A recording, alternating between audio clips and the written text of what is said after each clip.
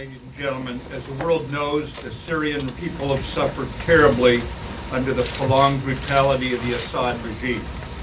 On April 7th, the regime decided to again defy the norms of civilized people, showing callous disregard for international law by using chemical weapons to murder women, children, and other innocents. We and our allies find these atrocities inexcusable. As our Commander-in-Chief, the President has the authority under Article 2 of the Constitution to use military force overseas to defend important United States national interests. The United States has vital national interests in averting a worsening catastrophe in Syria and specifically deterring the use and proliferation of chemical weapons. Last year, in response to a chemical weapons attack against civilians and to signal the regime to cease chemical weapons use, we targeted the military base from which the weapons were delivered. Earlier today, President Trump directed the U.S. military to conduct operations in consonance with our allies to destroy the Syrian regime's chemical weapons research, development, and production capability. Tonight, France, the United Kingdom, and the United States took decisive action to strike the Syrian chemical weapons infrastructure. Clearly, the Assad regime did not get the message last year. This time, our allies and we have struck harder. Together, we have sent a clear message to Assad and his murderous lieutenants that they should not perpetrate another chemical weapons attack for which they will be held accountable. The 70 nations in the Defeat ISIS coalition remain committed to defeating ISIS in Syria. The strike tonight separately demonstrates international resolve to prevent chemical weapons from being used on anyone under any circumstance in contravention of international law. I want to emphasize that these strikes are directed at the Syrian regime. In conducting these strikes, we have gone to great lengths to avoid civilian and foreign casualties. But it is a time for all civilized nations to urgently unite in ending the Syrian civil war by supporting the United Nations-backed Geneva peace process. In accordance with the Chemical Weapons Convention prohibiting the use of such weapons, we urge responsible nations to condemn the Assad regime and to join us in our firm resolve to prevent chemical weapons from being used again. General Dunford will provide a military update. Hey, good evening. I'm joined by our French attaché, Brigadier General Montague, and our British attaché, Air Vice Marshal Gavin Parker. Secretary Mattis has just outlined the policy and legal framework for tonight's strike in Syria. I'll address the strike from the military dimension. At 9 p.m. Eastern Standard Time, French, British, and U.S. forces struck targets in Syria in support of President Trump's objective to deter the future use of chemical weapons. Our forces were integrated throughout the planning and execution of the operation. The targets that were struck and destroyed were specifically associated with the Syrian regime's chemical weapons program. We also selected targets that would minimize the risk to innocent civilians. The first target was a scientific research center located in the greater Damascus area. This military facility was a Syrian center for the research, development, production, and testing of chemical and biological warfare technology. The second target was a chemical weapons storage facility west of Homs. We assessed that this was the primary location of Syrian sarin and precursor production equipment. The third target, which was in the vicinity of the second target, contained both a chemical weapons equipment storage facility and an important command post. U.S., British, and French naval and air forces were involved in the operation, and for reasons of operational security, I won't be more specific this evening. Before we take questions, I'd like to address how this evening's strike were qualitatively and quantitatively different than 2017. Last year, we conducted a unilateral strike on a single site. The focus was on the aircraft associated with the Syrian chemical weapons attack in April of 2017. This evening, we conducted strikes with two allies on multiple sites that will result in a long-term degradation of Syria's capability to research, develop, and employ chemical and biological weapons. Important infrastructure was destroyed, which will result in a setback for the Syrian regime. They will lose years of research and development data, specialized equipment, and expensive chemical weapons precursors. The strike was not only a strong message to the regime that their actions were inexcusable, but it also inflicted maximum damage without unnecessary risk to innocent civilians. And with that, the Secretary and I would be glad to take your questions. Mr. Secretary, first of all, did the U.S. suffer any losses initially? And more broadly, the President in his remarks said that the U.S. and its allies are prepared to sustain this operation until the Syrians stop using chemical weapons. Does this mean that the U.S. and its partners will continue military operations beyond this initial operation tonight? That will depend on Mr. Assad, should he decide to use more chemical weapons in the future. And of course, the powers that have signed the chemical weapons prohibition have every reason to challenge Assad should he choose to violate that. But right now, this is a one-time shot, and I believe that it sent a very strong message to dissuade him, to deter him from doing this again. The U.S. lost. We'll brief on that in the morning. We want to give you a full brief in the morning. Right now, we have no reports of losses. Thank you. Secretary Mattis, Chairman Dunford, thank you for doing that. Have you seen any retaliation from the Russians or the Iranians? And how long do you think this operation could last? Is it a matter of hours or days, or could go longer than that? Yeah, we did have some initial surface-to-air missile activity from the Syrian regime. That's the only retaliatory action that we're aware of at this time. And the nature of the operation, we've completed the targets that were assigned to the United States Central Command. Those operations are complete. General Dunford and also Secretary Mattis, could you talk a little bit more about your concerns that you've expressed earlier in the week about Russian escalation? General Dunford, were you able to talk to your Russian counterpart, General Gerasimov? What are your concerns about escalation? And if we're permitted to ask your British counterpart a question, I would like to know the sense of your government about whether the situation with the Skripals and the Russian involvement in that, how that Russian involvement played a role in your decision to enter this coalition this evening. Barbara, let me address the last point first. Our attachés were kind enough to join us this evening. They're not going to get out in front of their president and prime minister respectively, so that the national messages will be provided from their capitals here very soon.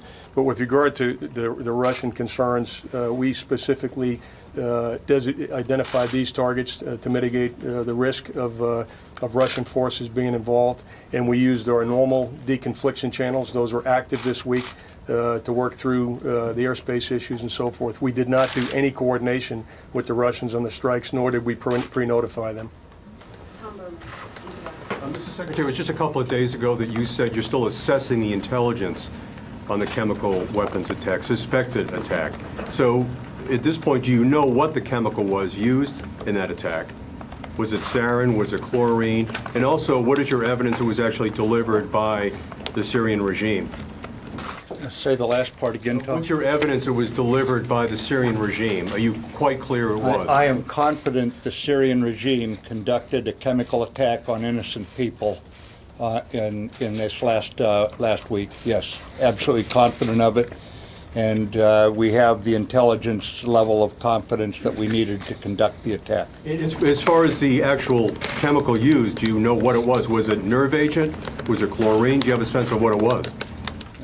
We are very much aware of one of the agents. There may have been more than one agent used. We are not clear on that yet. We know at least one chemical agent was used. I just want to clarify on the deconfliction line. You notified the Russians ahead of time before the operation began what you were going to do and what targets you were going to strike? Gordon, to be clear, the only communications that took place specifically associated with this operation before the targets were struck was the normal deconfliction of the airspace, the procedures that are in place for all of our operations in Syria. General Dunford, you mentioned that the the Syrian air defenses had engaged. The Syrian state TV is saying they shot down 13 Tomahawk missiles. Can you refute that? Jennifer, I can't tell you the results. We literally, as you know, the time on target was about an hour ago, and we came straight up here to give you the best information we have right now. Tomorrow morning, as the Secretary will talk about in a minute, we'll give you the more detailed operational update and some of the details, but those details aren't available to us right now. This wave of airstrikes is over. This wave of airstrikes is over. That's why we're out here speaking to you now.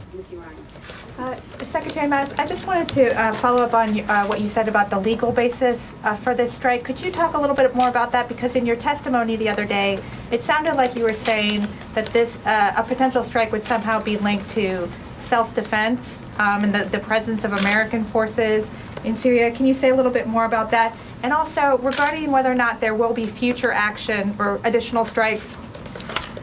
You said that it would depend on whether or not the Assad government conducts future chemical attacks, but can you explain a little bit more about what would be the threshold for that? Because there were repeated chemical attacks between the April 2017 attack and today, and would you consider a small-scale chlorine attack sufficient to launch additional strikes? Right now, I will just tell you we're in close consultation with our allies. We review all the evidence all the time. It is difficult, as you know, to get evidence out of Syria, but right now we have no additional attacks planned. But as far as the legal authority under the Article 2 of the Constitution, we believe the President has every reason to defend vital American interests, and that is what he did here tonight under that authority. Hi, sir. I have a couple questions for General Dunford. What were some of the targeting considerations or difficulties involved with going after chemical facilities? How long did the operation take to plan? And for Secretary Mattis, last year's strikes were described as proportional, moderate. How would you describe this year's in contrast to that? Yeah, Tony, we chose these particular targets to mitigate the risk of civilian casualties, number one. We chose these targets because they were specifically associated with the chemical program, the Syrian chemical program. And obviously, when we take a look at target planning and so forth, we look at the location relative to other populated areas, collateral damage, proportionality. So these targets were carefully selected with proportionality, discrimination, and being specifically associated with the chemical program. All standoff weapons or were any manned aircraft? There were manned aircraft involved. I won't give you any of the details operational until tomorrow morning, but we will do that at that time. Sir, instead of Thank you, proportional last year, a question to Secretary Mattis. So up until yesterday, and I'm going to quote you here, you said, "I cannot tell you that we have evidence." So when did you become confident that a chemical attack happened? And the second one... Yeah, yesterday. Yesterday, after you said that. Yes. And then second, you talked about targeting the chemical weapons infrastructure of Assad. If there were actually any chemical weapons or agents in those facilities that you targeted, I assume they would create health hazard in the region or not? Yeah, we don't believe, we did very close analysis. As the chairman pointed out, we did everything we could in our intelligence assessment and our planning to minimize to the maximum degree possible any chance of civilian casualties. We are very much aware this is difficult to do in a situation like this, especially when the poison gas that Assad assured the world he had gotten rid of obviously still exists. So it is a challenging problem set, and we had the right military officers dealing with it. So you can confirm there's going to be no leak into the air? Or of course not. We'll do our best. Chairman Dunford, when the surface-to-air defenses engaged, did they become a target, and did U.S. air power or other assets take out those targets? Yeah, Tara, I'm not aware of any response that we took right now. Again, we'll gather overnight. As you can imagine, we tried to leave the United States Central Command alone here tonight. They were quite busy. We'll, through the night, gather the operational detail, and we'll be back tomorrow morning to provide that to you.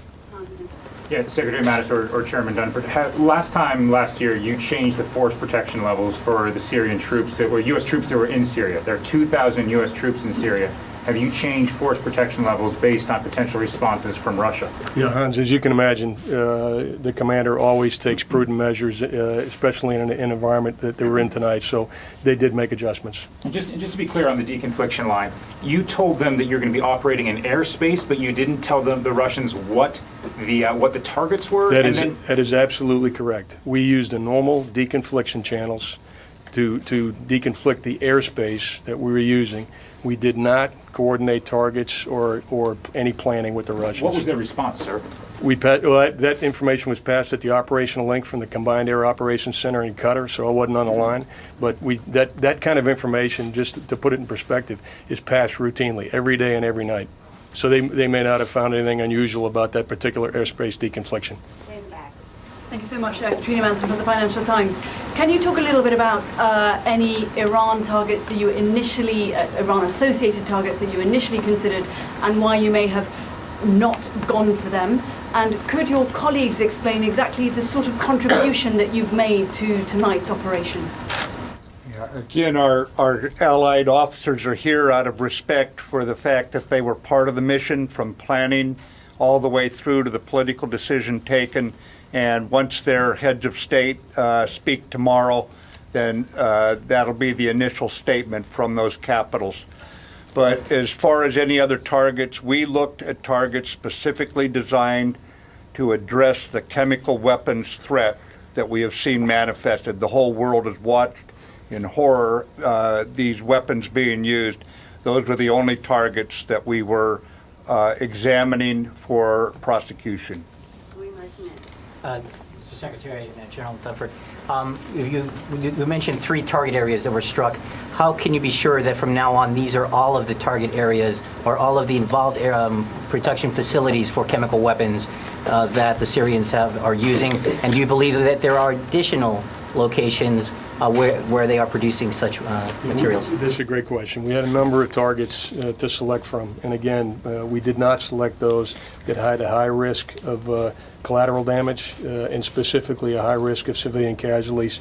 And so the weaponeering, back to the earlier question, the weaponeering was done, the modeling was done to make sure that we mitigated the risk of any chemicals that were in those facilities and mitigate the risk of civilian casualties. So were there other targets that we looked at? There were. We selected these specific targets both based on the significance to the chemical weapons program as well as the location and the layout.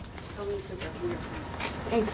Secretary Mattis, it seems like this strike tonight was pretty limited, not too dissimilar from last year. I know it was three targets this time instead of 1, but it still seems a little bit more targeted and more specific than what I think a lot of people were expecting. Can you walk us through your decision to, did concern about escalation with Russia affect your decision to keep this more targeted? And moving from there, how much assurance can you give us that this is going to do what the strike last year didn't do, which is basically to stop President Assad from using chemical weapons again? Nothing is certain in these kinds of matters. However, we used a little over double the number of weapons this year than we used last year. It was done on targets that we believed were selective to hurt the chemical weapons program. We confined it to the chemical weapons type targets. We were not out to expand this. We were very precise and proportionate, but at the same time, it was a heavy strike. Mr. Secretary, prior to the attack, how important was it to get the support from the allies, not only from an intelligence point of view, but also just from the countries themselves? It's always important that we act internationally in a unified way over something, especially that is such an atrocity as this, that we've observed going on in Syria. But I would also tell you that these allies, the Americans, the French, the British, we have operated together through thick and thin, through good times and bad. And this is a very, very well integrated team. Wherever we operate, we do so with complete trust in each other, the professionalism, but more than that, the belief that one another will be there when the chips are down. So it's important, and it's a statement about the level of trust between our nations. General Dunford, could you just let us know whether the Syrians were able to hide a lot of these chemical weapons in the last several days, since there's been so much talk about a possible strike? Did that give the Syrians time to kind of move some of these weapons off limits? And then Secretary Mattis, just to confirm earlier when you were saying you had information about one of the chemicals, but we're all assuming that means chlorine, that you had information confirming chlorine, but not necessarily sarin. If you could just clarify that part. Yeah, Phil, the first question, I'm not aware of any specific actions that the Syrians took to move chemical weapons in the last couple of days. Yeah, we're very confident that chlorine was used. We are not ruling out sarin right now. General, I'd like to follow up on Lewis's question about the targets that you first examined and then triaged down to the 3 tonight. It sounds like you went after facilities and not the actual weapons, as indicated earlier, to minimize accidental risk to civilians. In the targets that remain, could you characterize perhaps the ability for Syria to ramp up again and again have chemical weapons? Yeah, I think it's too early to make that assessment. It's too early to make that assessment right now. The last question, General. Thank you. General Dunford, did any Russian defenses engage U.S., British, or French ships or missiles? And Secretary Mattis, were any of the strikes tonight intended to kill Bashar al-Assad? The only reaction that I'm aware of at this time was Syrian surface-to-air missiles. I happen to be down in the National Military Command Center and was aware of that activity. I'm not aware of any Russian activity, and I'm not aware of the full scope of the Syrian regime response at this time. Again, those will be details we'll pull together for you in the morning.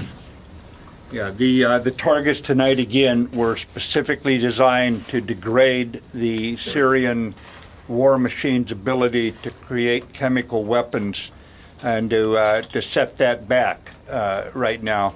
There were no attempts to broaden or expand that target set. And ladies and gentlemen, thank you for coming in this evening. Based on recent experience, we fully expect a significant disinformation campaign over the coming days by those who have aligned themselves with the Assad regime. And in an effort to maintain transparency and accuracy, my Assistant for Public Affairs, Ms. Dana White, and Lieutenant General McKenzie, the Director of the Joint Staff here in Washington, will provide a brief of known details tomorrow morning. We anticipate about 9 o'clock in this same location.